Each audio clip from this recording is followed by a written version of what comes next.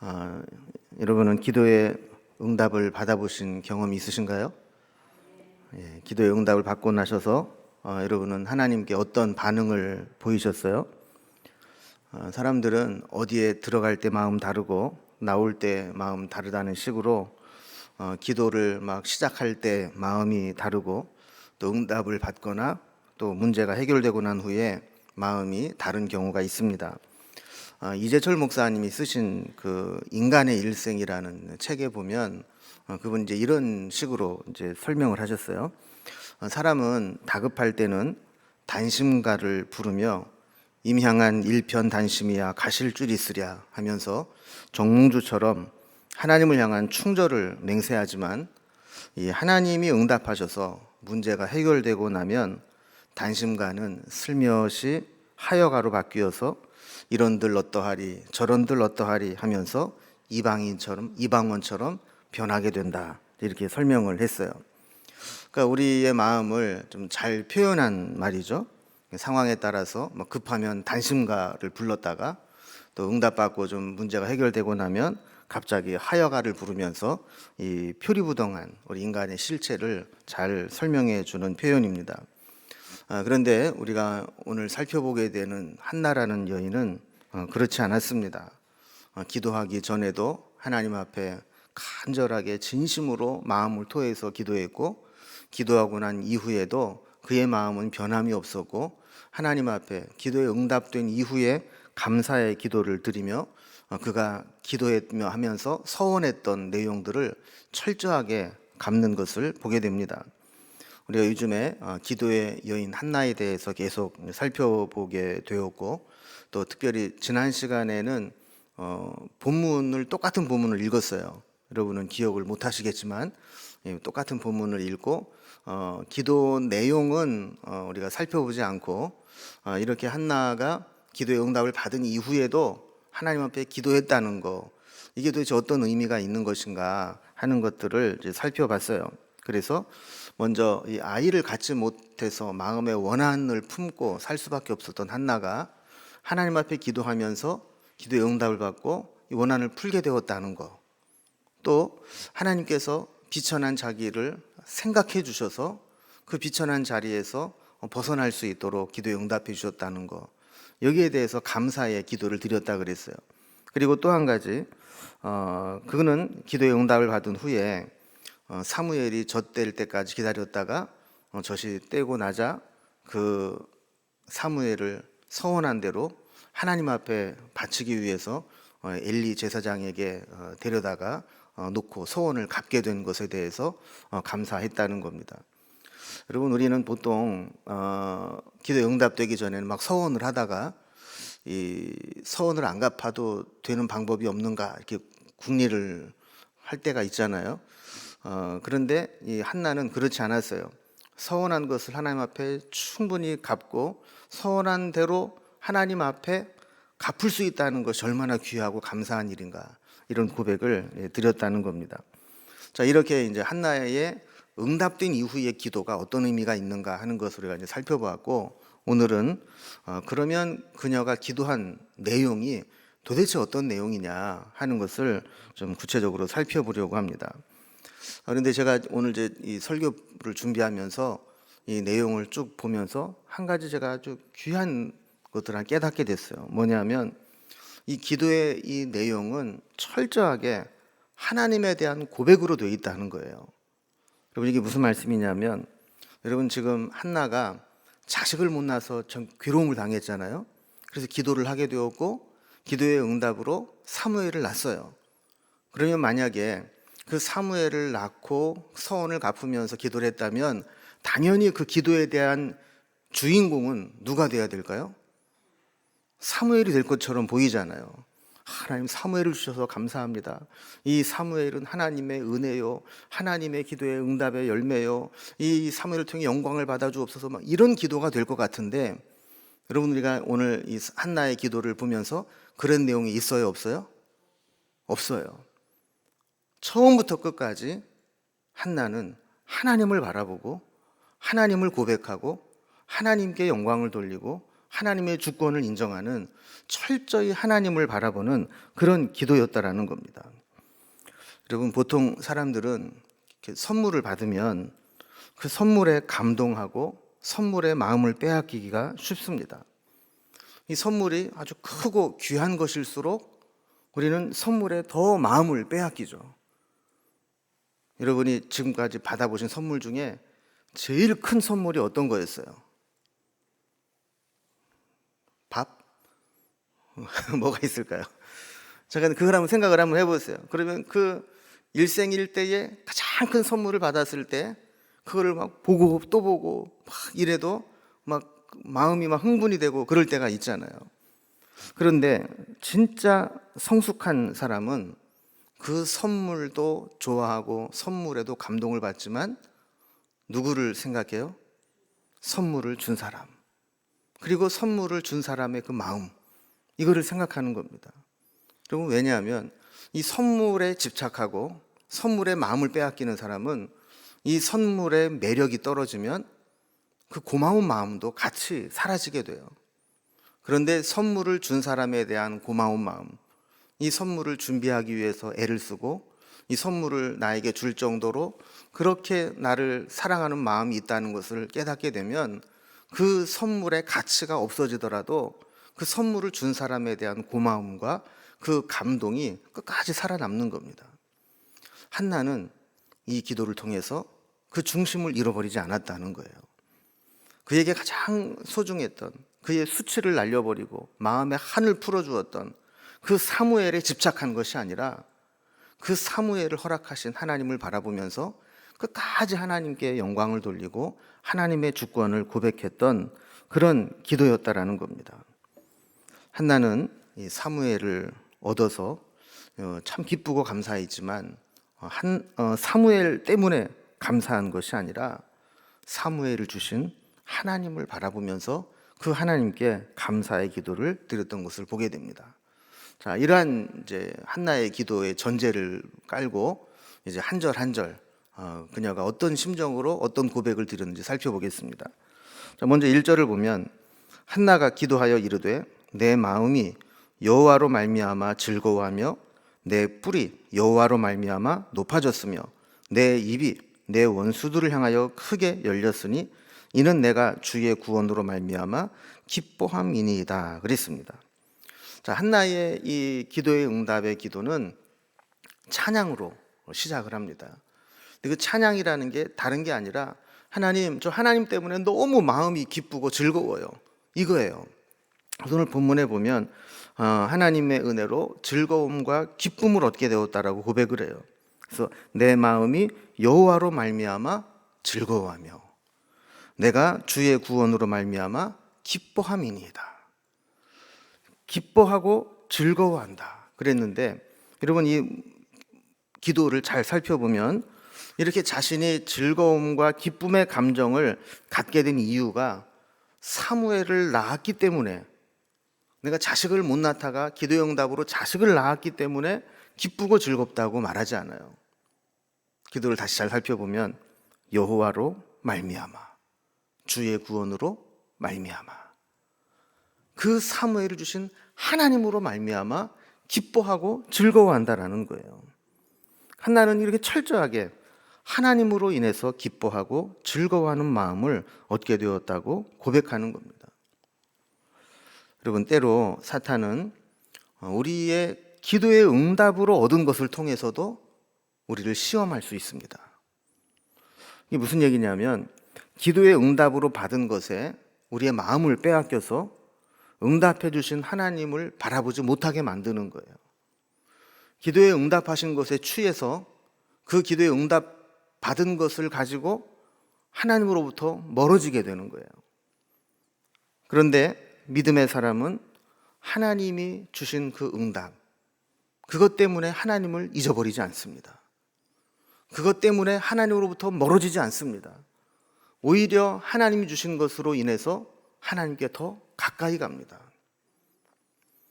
여러분, 몸이 아프고 질병 때문에 생명이 왔다 갔다 하다가 하나님 나에게 건강만 주시면 제가 남은 생에 하나님 위해서 열심히 살겠습니다. 이렇게 서원하며 기도했는데 막상 건강을 되찾았어요. 그러면 사람은 어떤 마음이 드냐면, 내가 아파가지고 병원에 있을 때 못 먹어봤던 거 실컷 먹어야지. 내가 병원에 갇혀가지고 못 가봤던 데 한번 실컷 돌아다녀 봐야지. 내가 아파가지고 근력이 없어가지고 못했던 거 이제 건강했으니까 한번 다 해봐야지. 이렇게 되기가 쉽다는 거예요. 그렇게 되면 하나님이 내게 주신 은혜가 사탄의 시험의 도구가 될 수 있다는 거죠. 그것 때문에 하나님을 잊어버리고, 그것 때문에 하나님으로부터 멀어진다면 기도의 응답이 우리에게 은혜가 아니라 시험이 될 수 있다는 겁니다. 그러나 한나는 그렇게 하지 않았어요. 하나님께 받은 그 사무엘을 주셔서 그의 원한을 풀어주신 그 하나님을 고백했고, 그리고 그 사무엘이 우상이 되지 않도록 서원한 것을 갚는 그런 모습을 보게 되었죠. 여러분, 지난 시간에도 살펴보았지만, 여러분, 그 참 눈에 막 삼삼한 그 아이를 떼놓고 온다는 게 얼마나 이게 어려운 일입니까? 남자들은 뭐 그럴 수 있어요. 그런데 자기가 배 아파가지고 낳고 품에 품고 그냥 어릴 때 막 엄마 그 젖을 막 파고들면서 엄마와 하나가 되어서 그냥 막 일체되었던, 그러다가 이놈이 그냥 엄마를 알아보고 방긋방긋 웃어주고, 거기다 또 막 말을 배워가지고 엄마 아빠 찾고, 뭐 사랑해요 그러면 사랑해요 하고, 뭐 안아줘요 그러면서 안아주고, 막 시킨 대로 다 하고, 그러면 이 얼마나 예뻐요. 그런데 그 아이를 서운한 대로 떼놓고 집으로 돌아오는 그 마음이 어떻겠느냐는 거예요. 한나는 하나님 앞에 기도의 응답으로 받은 그 사무엘, 그것이 우상이 되지 않도록 서운한 것을 갚고, 그 사무엘보다도 사무엘을 주신 하나님을 더 귀하게 여겼다라는 겁니다. 그러면서 2절과 3절에 보면 하나님의 성품을 고백하는데 4가지로 고백하는 것을 보게 됩니다. 2절에 보면 여호와와 같이 거룩하신 이가 없으시니 이는 주밖에 다른 이가 없고 그랬어요. 여기 보면 하나님의 거룩하심에 대한 고백이죠. 하나님같이 거룩하신 분이 없습니다. 또 2절 후반부에 보면 우리 하나님 같은 반석도 없으심이니이다. 하나님의 능력에 대한 고백이죠. 나의 반석이 되시고 든든한 버팀목이 되신다라는 하나님의 능력의 고백입니다. 3절에 보면 하나님의 지혜와 공의를 고백합니다. 그래서 3절에 보면 심히 교만한 말을 다시 하지 말 것이며 오만한 말을 너희 입에서 내지 말지어다. 여호와는 지식의 하나님이시라 행동을 달아 보시느니라 그랬습니다. 그럼 여기 보면 여호와는 어떤 하나님이라고요? 지식의 하나님이다. 모든 것을 다 알고 계시는 하나님이시다. 모든 것을 알고 판단하시는 지혜가 있으신 분이라는 거예요. 또한 행동을 달아보시느니라. 우리가 어떻게 행하든, 어떤 마음으로, 어떤 동기로 하든 그 모든 것들을 살피시고 공의로 심판하시는 분이라는 겁니다. 그러면서 앞부분에 심히 교만한 말을 다시 하지 말 것이며 오만한 말을 너희 입에서 내지 말지어다. 그러니까 그동안 이 분인나가 아주 교만하고 오만한 말로 한나를 힘들게 했었죠. 마치 자기에게 자녀가 있고 한나에게 자녀가 없는 것이 자기가 잘나서 그런 줄 알고 이 자녀 없는 한나에게 아주 교만하고 오만하게 했었는데, 그렇게 하지 말라는 거예요. 하나님이 다 아시고 공의로 갚아주실 것이기 때문이라는 거죠. 4절과 5절에 보면 이렇게 하나님이 공의와 지혜로 나타내실 때 어떤 일들이 일어나는가. 특히 이제 4절과 5절을 보면 대조를 해서 고백을 합니다. 힘있고 교만한 자를 하나님이 아주 무력하게 만드시고, 또 무능하지만 하나님을 의지하고 겸손하게 서는 자에게 하나님이 힘을 주시고 세워주시는 이 하나님을 대조적으로 설명을 합니다. 4절에 보면 용사의 활은 꺾이고 넘어진 자는 힘으로 띠를 띠도다 그랬습니다. 여러분, 용사는 전쟁에 나가면 늘 이겨온 자들입니다.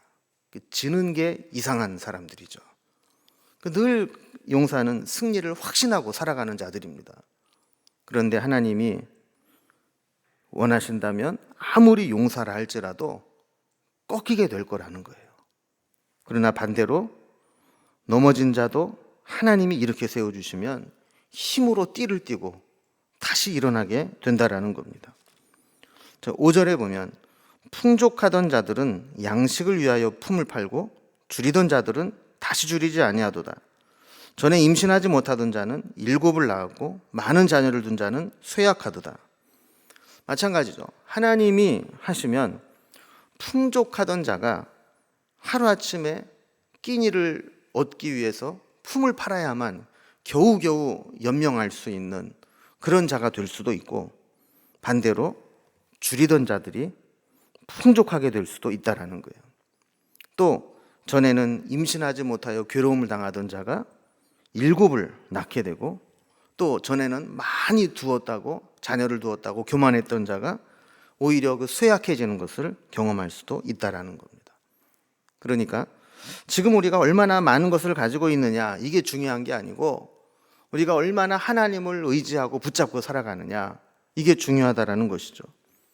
하나님 앞에서는 지금 내가 얼마나 많이 가지고 있느냐, 내가 얼마나 많은 자녀를 두었느냐, 내가 얼마나 힘이 있고 얼마나 높이 올라가 있느냐, 이게 아무런 의미가 없다는 거예요.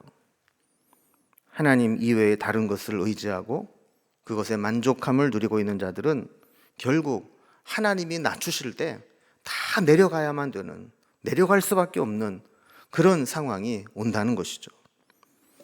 6절 이하에 보면 하나님의 이 절대 주권에 대해서 고백합니다.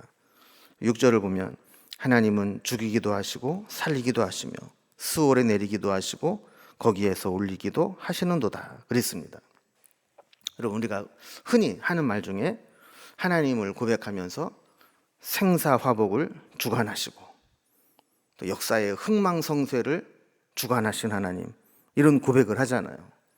근데 사실 이게 엄청나게 중요한 고백입니다. 그런데 우리는 이게 그냥 문구에 갇혀서 그냥 관념화해버리고 이게 얼마나 중요한 고백인지를 잊고 그냥 말로만 하는 경우가 있어요. 하나님을 바라보면서도 전능하신 하나님, 그러지만 사실은 이 전능하신 하나님이라는 이 말 속에 얼마나 크고 놀라운 능력이 있는지 우리가 깊이 생각하면 이 전능하다라는 말 그 하나만 가지고도 우리는 기도의 응답을 붙잡을 수도 있고 하나님을 바라보면서 우리가 불가능한 모든 것들을 이겨낼 수 있는 힘을 얻을 수도 있거든요. 근데 우리는 너무 전능한 하나님을 막 쉽게 얘기하다 보니까 전능한 하나님을 부르면서도 그게 얼마나 엄청난 말인지를 모르고 부를 때가 있어요. 여러분, 생사화복을 주관한다, 이 역사의 흥망성쇠를 주관한다, 이것도 얼마나 이게 준엄한 말입니까? 만약에 우리가 정말 하나님이 우리의 생사와 화복을 주관하시고 역사의 흥망과 성쇠를 주관하신다고 믿는다면 우리는 마땅히 하나님을 두려워하고 마땅히 하나님을 붙잡고 살아야 돼요. 그럼 그렇지 않겠습니까? 하나님께 모든 게 달려있는데 왜 딴 데 가서 우리가 기웃거릴 이유가 어디 있어요?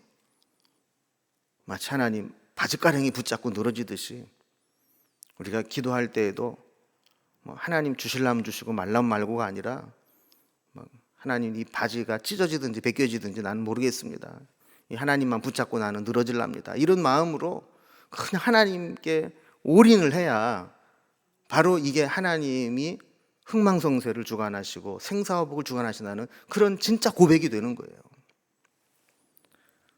한나는 이것을 알았기 때문에 하나님은 정말 죽이기도 하시고 살리기도 하시는 분이고 스올과 같은 그 지옥에서 지옥에 내리게도 하시고 거기에 있는 자를 올리기도 하시는 분이다.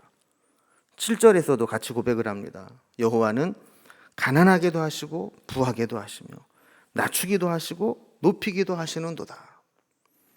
여러분, 하나님은 우리의 높고 낮음, 우리의 앞서감과 뒤처짐, 우리의 많이 가짐과 적게 가짐, 이런 모든 것들을 다 주관하시는 분이라는 거예요. 우리는 우리의 노력과 능력에 따라 높아지고 앞서가고 많이 가질 수 있다고 생각을 하지만 믿음의 사람은 이 모든 것을 하나님이 주관하고 계시고 하나님의 기준대로 하나님께서 정리하고 계신다는 사실을 인정하는 사람이라는 거예요. 오늘 새벽에 말씀을 나누면서 거시적인 신앙과 미시적인 신앙에 대해서 나누면서 우리의 신앙도 때로 작게 세밀하게 볼 필요도 있지만 때로는 큰 그림 속에서 크게 넓게 멀리 볼 필요도 있다. 그런 말씀을 나눴잖아요. 여러분, 이 세상에 있는 사람들은 자기 힘과 자기 능력으로 열심히 앞서간다고 앞서가는 것처럼 보이지만 멀리 보면, 거시적으로 보면 하나님께서 어느 순간에 자리 배열을 새롭게 하신다고요. 많이 가진 자를 막 흩어가지고 막 나눠주고, 없던 자를 막 채우셔서 막 높이시고, 앞서가는 자를 막 끄집어내서 주저앉게 만들고, 또 뒤에서 막 믿음으로 막 기도하는 사람들을 어느 순간 앞으로 그냥 확 밀어주시고. 여러분, 이렇게 하나님께서 하나님의 기준에 따라 하나님께서 우리의 모든 삶을 주관하시고 정리해 주시는 믿는 것, 이게 바로 믿음이라는 겁니다. 8절에 보면 가난한 자를 진토에서 일으키시며 빈궁한 자를 걸음더미에서 올리사 귀족들과 함께 앉게 하시며 영광의 자리를 차지하게 하시는도다. 땅의 기둥들은 여호와의 것이라 여호와께서 세계를 그것들 위에 세우셨도다. 그랬습니다. 자, 뒤에부터 보면 하나님께서 우리의 모든 자리를 만드시고 정하시는 분이라는 거예요. 그렇기 때문에 낮고 보잘것없는 자리, 지금 보기에는 진토와 같고 거름더미와 같은 자리에 있다 할지라도 하나님께서 때가 되시면 그 자리에서 일으키시고 높은 자리를 올리셔서 영광의 자리를 얻게 하실 때가 올 수 있다라는 것이죠. 이 모든 것이 다 하나님의 주권 가운데 이루어진다라고 고백하는 겁니다. 9절과 10절에 보면 한나는 마지막으로 이렇게 절대 주권을 가지고 계신 하나님께서 우리 가운데 어떻게 행하셨는가를 이렇게 고백합니다. 9절에 보면 그가 그의 거룩한 자들의 발을 지키실 것이요 악인들을 흑암 중에서 잠잠하게 하시리니 힘으로는 이길 사람이 없음이로다. 이 세상의 논리와 힘이 난무하는 그런 세상에서 하나님을 의지하고 거룩함을 지킨 자들, 하나님은 그런 자들의 발을 지켜주신다 그랬어요. 그럼 발을 지켜주신다는 것은 비유적인 의미인데 이 성경에 보면 실족한다라는 말을 하잖아요, 그죠? 그러니까 발을 지키지 못하면 발을 잃어버리는 거. 실족하는 건 뭐를 실족했다고 그래요? 넘어지는 거. 그 발을 지켜준다라고 하는 것은 우리가 하는 모든 일들을 보호하신다는 의미를 가지고 있는 것이죠.